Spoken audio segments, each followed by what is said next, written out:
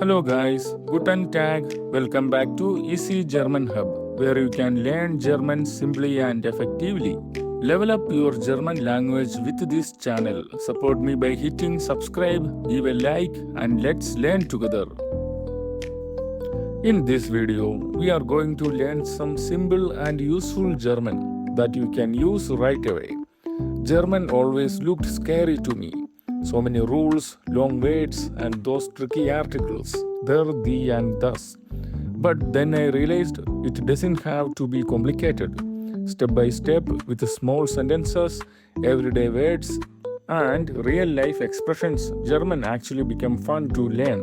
And that's exactly that we are going to do here together. Make German simple, clear, and enjoyable for you.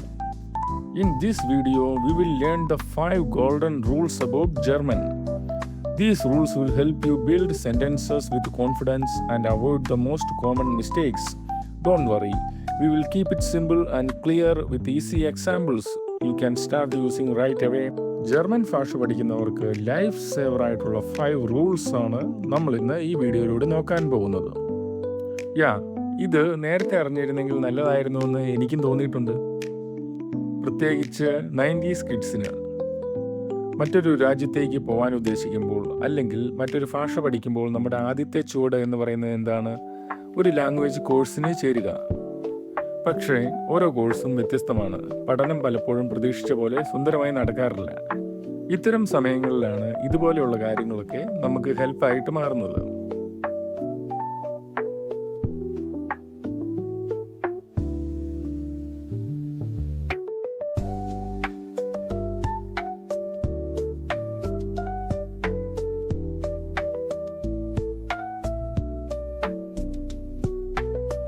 Here are the 5 simple rules that we are going to study in this video. The first one is there, the, thus articles. The next one, articles there, the, thus for compound words. The next, verb is in second place. Next, where and understanding cases and prepositions. The last one, responses and answers. Okay, let's begin the video. The first one is there, the, thus articles. നമുക്കറിയാവുന്നതുപോലെ German ഭാഷയിൽ there, the and thus ആർട്ടിക്കിളുകൾ വളരെ പ്രധാനപ്പെട്ടതാണ്. ഒരു A2 ലെവലൊക്കെ നമ്മൾ തെറ്റ് വരുത്തിയാലും okay, അത് adjustable ആണ്. പക്ഷെ നമ്മുടെ ലെവൽ ഉയരുമ്പോൾ, അതായത് നമുക്കറിയാവുന്നതുപോലെ ജർമ്മൻ ഭാഷയുടെ ലെവൽസ് A1 മുതൽ C2 വരെയാണ്. ഒരു B1, B2, C1, C2 ഒക്കെ എത്തുമ്പോഴത്തേക്കും നമ്മുടെ ആർട്ടിക്കിളുകൾ എപ്പോഴും ശരിയായി തന്നെ വേണം നമ്മൾ ഉപയോഗിക്കാൻ. ഈ ഒരു കാര്യത്തിന് വേണ്ടി നമ്മൾ ശ്രദ്ധിക്കേണ്ട കാര്യങ്ങൾ ഇവയൊക്കെയാണ്. നമ്മുടെ German vocabulary capacity maximum improve ചെയ്യുക. വൊക്കാബുലറി കപ്പാസിറ്റി എന്ന് വെച്ചാൽ വൊക്കാബുലറി പഠിക്കുമ്പോൾ തന്നെ നൗൺസിൻ്റെ ആർട്ടിക്കിളുകൾ കൂടി നമ്മൾ പഠിച്ചു പോകണം. അപ്പോൾ അത് നമുക്ക് ഒരു വിധം വരെ ശരിയാക്കാൻ സാധിക്കും. എപ്പോഴും എല്ലാ നൗൺസും നമ്മൾ പഠിച്ചിരിക്കണം അല്ലെങ്കിൽ അറിഞ്ഞിരിക്കണമെന്നില്ല. ഇങ്ങനെയുള്ള സിറ്റുവേഷൻസിലാണ് നൗൺസിൻ്റെ സഫിക്സ് നോക്കി നമുക്ക് അതിൻ്റെ ആർട്ടിക്കിൾ കണ്ടുപിടിക്കാൻ സാധിക്കും. മസ്കുലീൻ, ഫെമിനീൻ or neutral.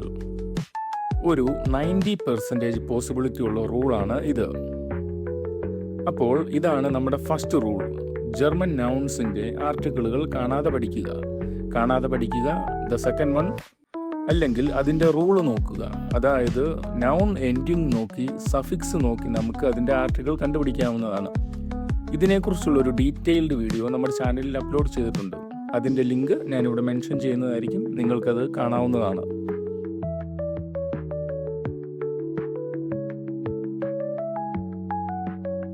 Okay, let's move on to the second rule. And that is compound words, means സംയുക്തമായിട്ടുള്ള വാക്കുകൾ. കോമ്പൗണ്ട് വേർഡ്സ് എന്ന് വെച്ചാൽ എല്ലാവർക്കും അറിയാമായിരിക്കുമല്ലോ അതെന്താണെന്ന്. 2 അല്ലെങ്കിൽ അതിൽ കൂടുതലുള്ള വാക്കുകൾ ചേർത്ത് പുതിയൊരർത്ഥം നൽകുന്ന ഒരു വലിയ വാക്കാണ് കോമ്പൗണ്ട് വേർഡ്സ് എന്ന് പറയുന്നത്. ഇതിന് ജർമ്മൻ ഭാഷയിലുള്ള ഒരു ചെറിയ ഉദാഹരണമാണ് സൈറ്റ്, മീൻസ് സമയം. ഷ്രിഫ്റ്റ് മീൻസ് എഴുത്ത്. നമുക്കിത് കൂട്ടി വായിക്കാം. സൈറ്റ് ഷ്രിഫ്റ്റ് മീൻസ് മാസിക അല്ലെങ്കിൽ പത്രിക. യെസ്, ഇത് തന്നെ. ഇങ്ങനെയൊക്കെ ചെറിയ വാക്കുകൾ ചേർന്ന് വലിയ വാക്കുകൾ ഉണ്ടാക്കുന്നതാണ് കോമ്പൗണ്ട് വേർഡ്സ്. ഇതുകൊണ്ട് തന്നെയാണ് ജർമ്മൻ വാക്കുകൾ പലപ്പോഴും വളരെ നീളമുള്ളവയായി തോന്നുന്നത്. ഇതിനുള്ള ഒരു ഉദാഹരണമാണ് ഈ വീഡിയോയിൽ ഇപ്പോൾ നമ്മൾ കാണുന്നത്. ലാസ് ഉൻസ് ദസ് സാഗൻ ടോയ്ലറ്റൻ ബ്യൂർസ്റ്റൻ ബെനൂട്സുങ്സ് അൻവൈസുങ്. നോർമലി ഇത്തരമൊരു വലിയ വാക്ക് കണ്ടാൽ വായിക്കാനും ആർട്ടിക്കിൾസ് കണ്ടെത്താനും നമുക്ക് പേടി തോന്നും. പക്ഷേ don't worry, we have A solution. ഈ വാക്കിനെ നമുക്ക് ചെറിയ ഭാഗങ്ങളാക്കാം. ടോയ്ലറ്റൻ ബ്യൂർസ്റ്റൻ ബെനൂട്സുങ്സ് അൻവൈസുങ്. ഈ നിയമം വളരെ എളുപ്പമാണ്. അവസാന വാക്കാണ് ആർട്ടിക്കിൾ തീരുമാനിക്കുന്നത്. ഓക്കെ, അപ്പോൾ ദ ലാസ്റ്റ് വേർഡ് അൻവൈസുങ്, ഇതിൻ്റെ എൻഡിങ് വരുന്നത് UNG ആണ്. സോ നമുക്ക് എന്ത് മനസ്സിലാക്കാം? ഇതൊരു ഫെമിനിൻ നൗൺ ആണ്. The article is the. Okay, let's look the third rule. Verb is in second place. നമുക്കറിയാവുന്ന പോലെ ജർമ്മൻ ഭാഷയിലെ ഒരു മെയിൻ റൂളാണിത്. വെർബ് എപ്പോഴും സെക്കൻഡ് പ്ലേസിൽ വരണം. ഇതിനുള്ള ഉദാഹരണങ്ങളാണ് ഇഷ് കൊമെ ഔസ് സ്പാനിയൻ, എർ ഈസ്റ്റ് ഇൻ ദർ ഷൂളെ.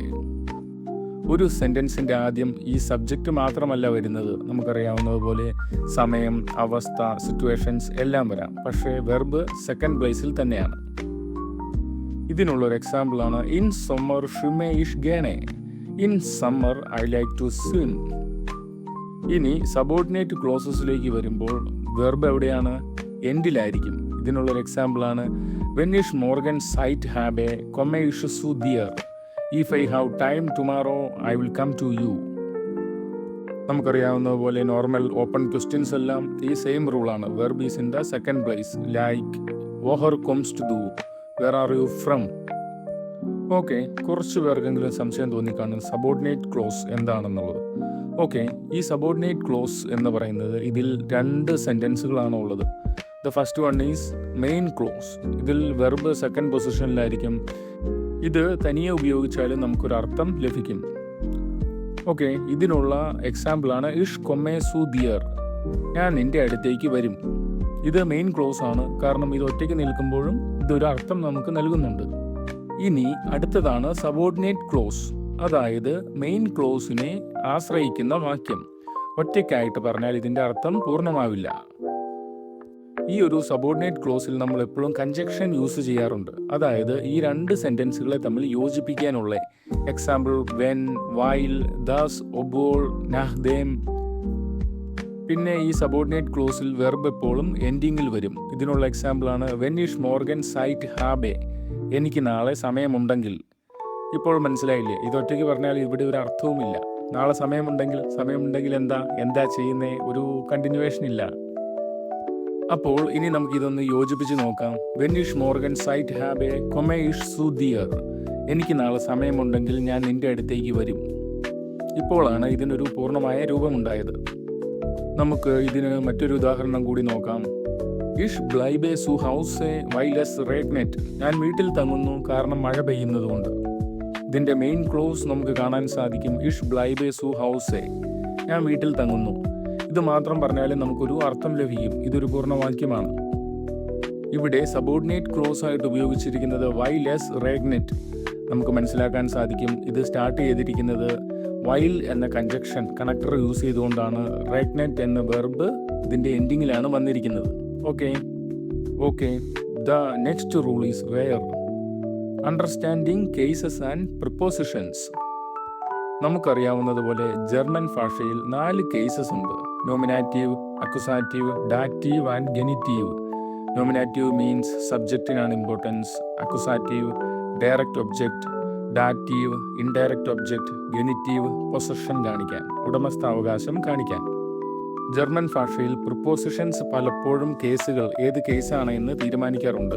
ചിലതെപ്പോഴും ഡാറ്റീവിൽ മാത്രം വരും, ചിലത് അക്യുസാറ്റീവിൽ മാത്രം വരും, ചിലത് രണ്ടിലും വരും. ഡാറ്റീവ് കേസിൽ മാത്രം വരുന്നത് നോക്കിയാൽ മിറ്റ്, ഔസ്, നാഹ്, ബൈ. അക്യുസാറ്റീവിൻ്റെ കേസിലേക്ക് വരുവാണെങ്കിൽ ദൂർഷ്, ഫ്യുവർ, ഗേഗൻ. ഇനി രണ്ടിലും വരുന്നതാണെങ്കിൽ വെക്സൽ പ്രപ്പോസിക്സിയോണൻ എന്നാണ് അറിയപ്പെടുന്നത്. ഇൻ, ഔഫ്, ഉണ്ടർ, യൂബർ, അൻ, ഫോർ, ഹിൻഡർ, നേബൻ, സുഷൻ. ഇങ്ങനെയുള്ള സമയത്താണ് നമുക്ക് കൺഫ്യൂഷൻ വരുന്നത്. ഇതിനുള്ള ചെറിയ ഒരു ഉദാഹരണമാണ് വേർ. മീൻസ് വോ. അതെന്താണ്? ഡാറ്റീവ് കേസാണ്. ഇനി ചെറിയൊരു മാറ്റം വന്നാലോ? വെയർ ടു, വോഹിൻ. ഇതെന്താണ്? അക്യുസാറ്റീവ് കേസാണ്. ഇതിനൊരു എക്സാമ്പിൾ പറഞ്ഞാൽ ഇഷ് ബിൻ ഇൻ ദർ ബേക്കറി, ഞാൻ ബേക്കറിയിലുണ്ട്. വെയർ വേർ എവിടെയാണ് എന്നാണ് ഈ സെൻറ്റൻസിൽ നമുക്ക് മനസ്സിലാക്കാൻ സാധിക്കുന്നത്. അപ്പോൾ ഇത് ഡാറ്റീവ് കേസാണ്. ഇനി അടുത്തൊരു എക്സാമ്പിൾ പറയുവാണെങ്കിൽ, ഇഷ് ഗേ ഇൻ ദി ബേക്കറി, ഞാൻ ബേക്കറിയിലേക്ക് പോകുന്നു. വെയർ ടു, അപ്പോൾ ഇതെന്താണ്? അക്യുസാറ്റീവ് കേസായി മാറി.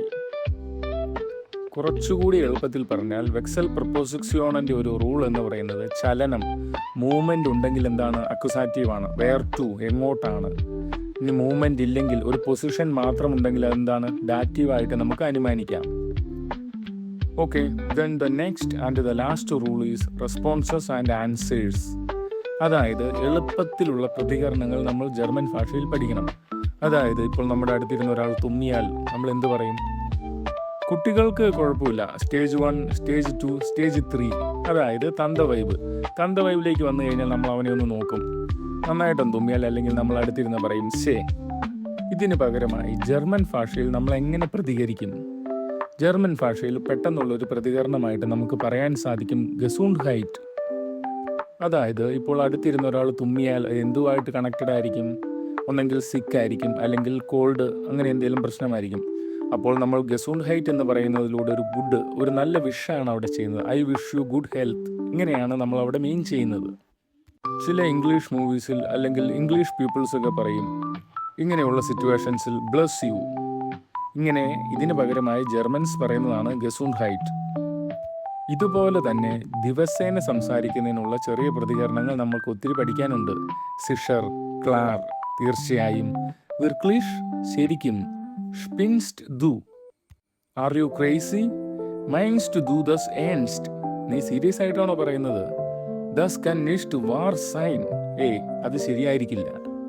അതുപോലെ തന്നെ ഡാങ്കെ, ബിറ്റെ, ഇതൊക്കെ ഇതിനുള്ള ഉദാഹരണങ്ങളാണ്. ചില കാര്യങ്ങളിലൊക്കെ റെസ്പോൺസ് ചെയ്യാൻ നമ്മൾ കോംപ്ലിക്കേറ്റഡ് ആയിട്ട് ചിന്തിച്ച് വലിയ സെൻറ്റൻസുകളൊന്നും കണ്ടുപിടിക്കേണ്ട കാര്യമില്ല. നമുക്ക് ഇതുപോലെയുള്ള ചെറിയ സെൻറ്റൻസ്, അല്ലസ് ഗുട്ടെ, ഓൾ ദ ബെസ്റ്റ്, ഫീൽ എർഫോൾഗ്, ഗുഡ് ലക്ക്, ഓർഡർ മച്ച് സക്സസ്, മാൽസൈറ്റ്, എൻജോയ് യുവർ മീൽ, കൈൻ പ്രോബ്ലം, നോ പ്രോബ്ലം, സ്റ്റിംഡ്, ദാറ്റ്സ് റൈറ്റ്. ഇതുപോലെയുള്ള ചെറിയ റെസ്പോൺസിലൂടെ കാര്യങ്ങൾ പറയുന്നതിലൂടെ നമുക്ക് നമ്മുടെ കോമൺ മിസ്റ്റേക്സ് ഒക്കെ കുറേയൊക്കെ ഒഴിവാക്കാൻ സാധിക്കും.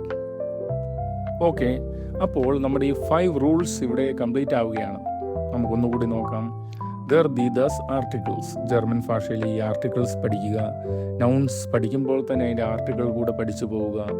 ഇതിൻ്റെ സഫിക്സ്, നൗണിൻ്റെ എൻഡിങ് നോക്കി നമുക്കതിൻ്റെ ആർട്ടിക്കിൾ കണ്ടുപിടിക്കാൻ സാധിക്കും. ആൻഡ് ദ നെക്സ്റ്റ് ആർട്ടിക്കിൾസ്, ദർ ദി ദസ് ഫോർ കോമ്പൗണ്ട് വേർഡ്സ്, ഒന്നിലധികമോ ചെറിയ വാക്കുകൾ ചേർത്തുണ്ടാക്കുന്ന വലിയ വാക്കാണ് കോമ്പൗണ്ട് വേർഡ്സ്. ഇതിൻ്റെ ആർട്ടിക്കിൾ കണ്ടുപിടിക്കാൻ നമ്മൾ പേടിക്കേണ്ട കാര്യമൊന്നുമില്ല.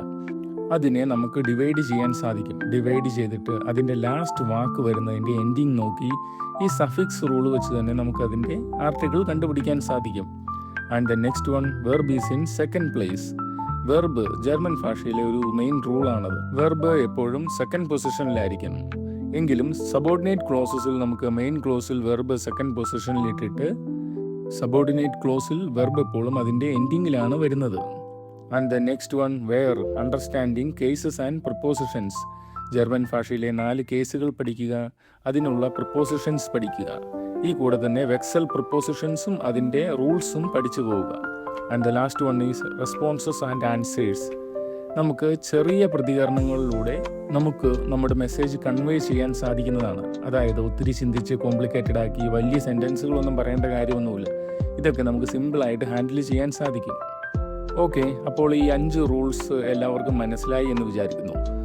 ഈ വീഡിയോയിൽ എന്തെങ്കിലും കറക്ഷൻസോ ഇംപ്രൂവ്മെൻറ്റ്സോ ആവശ്യമുണ്ടെന്ന് നിങ്ങൾക്ക് തോന്നുകയാണെങ്കിൽ of course you are welcome to suggest any corrections or improvements. Okay, show your support with a like, share and subscribe.